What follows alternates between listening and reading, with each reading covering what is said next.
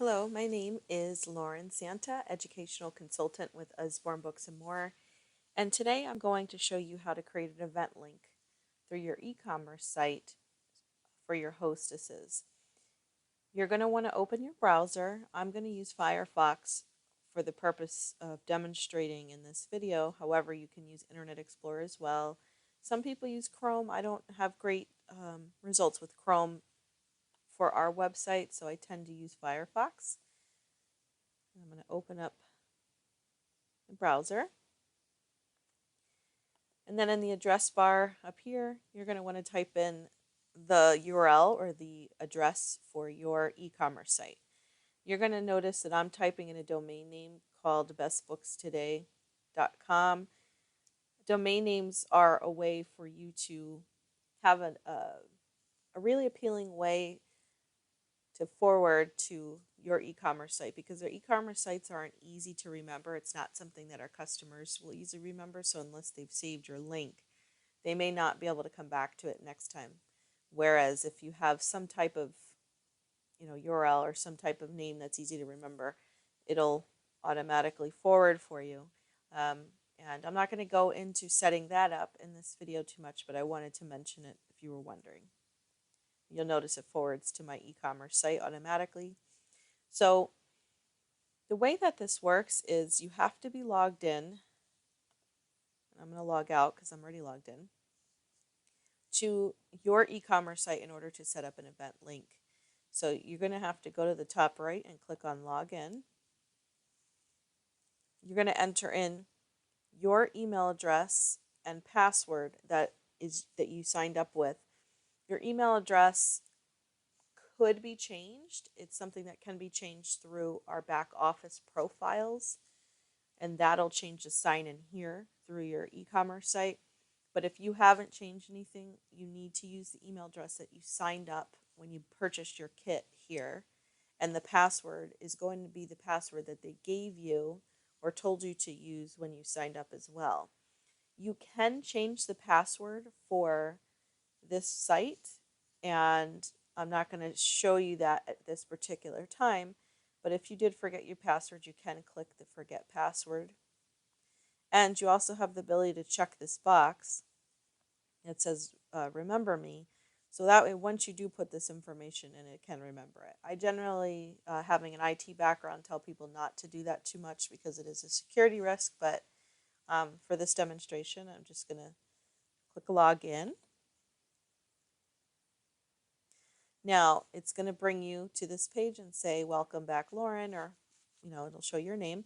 And then you're going to click on the My Account link up here on the right, okay? This is going to give you a bunch of different options, okay? And this is also where you change your password. I know I mentioned that earlier, but you're going to see Add Event and Event List. Add Event is what you have to do initially to create an event for your customers. So you click on Add Event. You're going to see two event types. There's going to be e-show and e-fair. Most of everything that you set up will be e-shows. Those are for home parties, and they're also going to be used for Facebook parties.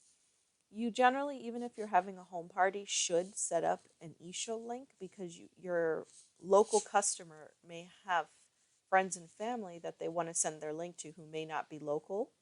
So always set up an e-show and encourage them to obtain outside orders. That could be physically using their catalog or by sending out their e-show link should they not be having a Facebook event. This will allow customers to order. E-fair is used for book fairs. It's an electronic fair, and some consultants will set up order-only book fairs, and some people will set the e-fair up as an accompaniment to a physical book fair. Okay, but for this purpose, we're going to do e-show. For start date, unless you're doing a show that's far out, like I would say a month away, and even then, I still might set up the start date immediately because I'm encouraging my hostess to get outside orders and offering up incentives for her to do that. So I always set my start date immediate. I generally am not even setting up any show if I have a customer that's scheduled with me months away because they know that they don't have any availability until the summer, let's say, I'm not going to set that event up yet. So I'm usually setting this up no more than a month for an event that's no more than a month away. So I do an immediate start date, but in order to change these fields, you have these two icons. One, when you point to it, says open the calendar. The other says open the time view. So if you click on this, it'll allow you to select the date. It's automatically going to be set to today, and you can do the time, which it automatically goes to 12 a.m.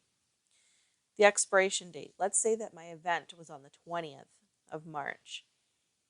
I generally leave the event open a couple of days past the date that we are having the event, because that allows for a couple additional orders to come in.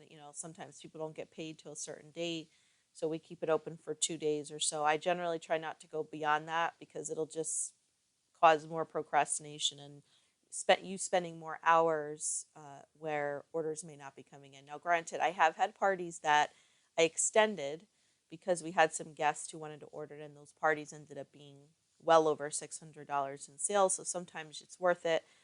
But I just wanted to let you know what the standard is. If for some reason you need to extend the expiration date, you can always come and edit your event and change the expiration. So I'm going to say the 20th, okay? Now, the first and last name fields, these don't have to actually be Lauren, first name, last name Santa. These fields are not basically tied to the legal name of your hostess. So I'll do something like Lauren's online book bash, or Terry's online book bash, that type of thing. Or you can say, Lauren, and then come down here and say Santa's online book bash, because if you're worried that you have two people with the same first name, you can do anything like that. And then in the email field, this is actually the email address of your hostess. Now, the reason that you'd want to put this in is because it gives your hostess an alert or a notification when orders are placed. You, as the consultant, automatically receive those anyway. So if you put your own email address in here, you're probably going to receive 2 copies of a notification that an order was placed. So just keep that in mind. I'm going to put in my email address.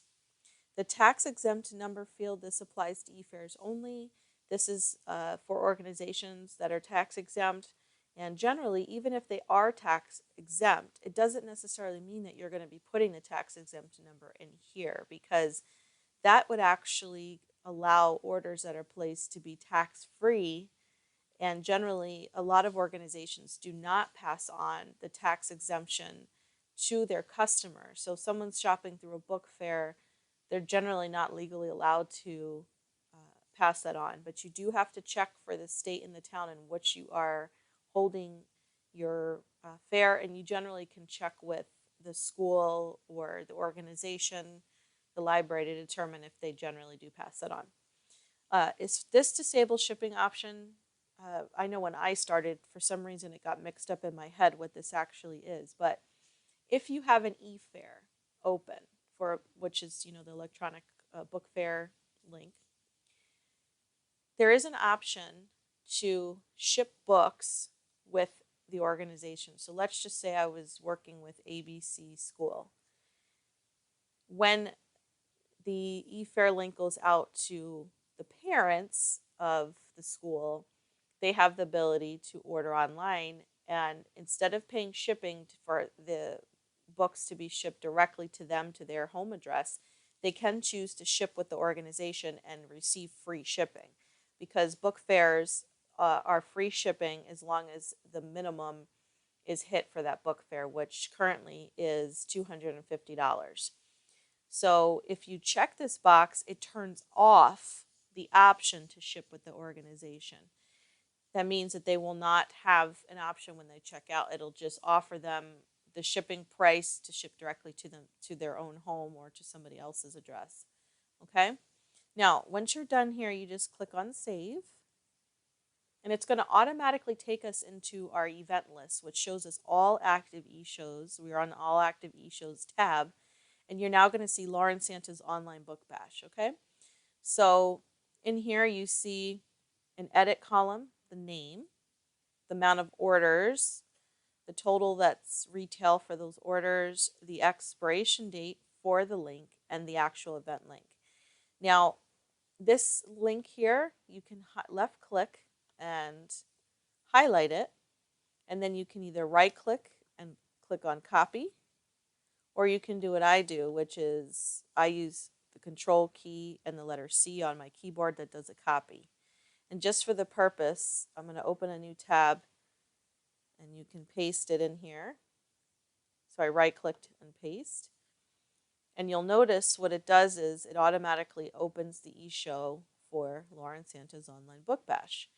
Now, if for some reason you notice that the wrong e-show is here at the top, and this is important, especially if you're putting in orders on behalf of someone, or you're ordering, for yourself, for some reason you're ordering books from yourself, you want to make sure that the right e-show is selected, okay? If you don't have the right e-show, you can click on the little X next to it that says Exit Event, and that's going to get rid of it, okay? And you'll be back at this page. At this point, to get to the existing events, you're going to click on My Account, again on the right here, and then you're going to go to your event list on the left, okay? Now, if for some reason you notice there's a misspelling in the name, you want to extend the expiration date, anything like that, you can click on Edit next to the correct row, and then you can just change your expiration date or change the spelling or even check the email address that you used to click Save. It'll bring you back to your event list, and you're all set and good to go. So you're going to want to give this event link to your hostess. If the hostess is yourself, then you have it here, but send it to your hostess so that way she can try to obtain outside orders before her event. This means the link's active. If it's showing an active e-show, you do not have to wait for your home party or your Facebook party for his or her guests to order through this link. So actually encourage it, because it may only be one or two they get. We usually try to get them to obtain 5 and then offer them some type of incentive for doing so, because it'll increase the party sales, but you have that all here. The other thing that I wanted to show you is you see this little arrow, and I'm going to use this as an example because this is a party that has sales on it. If I click on this arrow, it actually shows me the 5 orders that are processing through that party. And you can actually click on the view button to see who this belongs to individually for that party, okay? And this will help you because on occasion, somehow, if the correct link isn't used, and a customer orders on the wrong party, you'll be able to say, oh, wow, yeah, it's not here. It's not on the party. And if I were to click, view, which I'm not going to do because my customer's information is in there, it's just going to show all of the order information for that particular order. So the other thing I wanted to show you is, for some reason, if you do not set the event date to today, they're going to show up under future. Don't think that you don't have it. It's going to be under the future tab, and you'll see it displayed here. Again, I generally am starting my event dates today, so they're usually showing up on active shows, but they may be here. And also you have active e-fair. So if you had created an e-fair, it would show under here. The All Other tab is going to show you everything that's ever been created by you. And you'll be able to go in here, and let's just say that something expired and you want to change the expiration date. You're going to have to come to the All Other tab and click on Edit to do the change to the expiration. Okay, if you have any other questions, you can ask me if I'm your team leader or sponsor, or you can check with your upline, but that should get you started.